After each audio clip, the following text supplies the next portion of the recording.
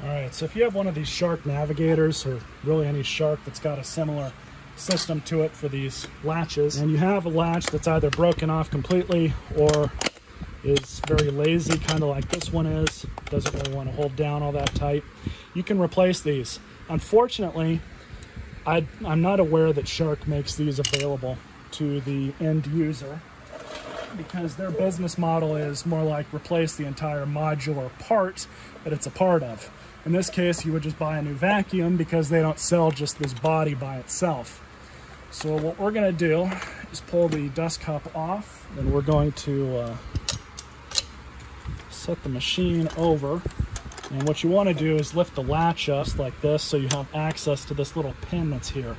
This is the only way to get this out. You want to be really careful and get something like a punch. They sell these at Harbor Freight for cheap. Honestly, the proper size punch would be the best way to go. So all you do is set it in the middle like that. Then carefully press that out. And there you go. Let's grab your new tab.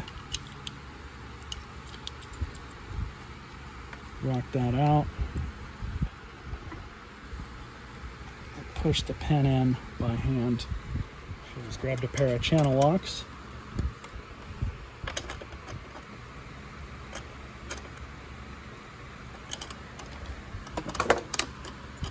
There we go.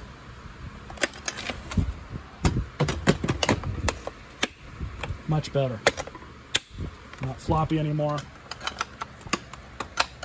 Because I have another one for the other side, I'm just going to replace that too. Hope you guys enjoyed this video. Pretty simple. Stay tuned for more.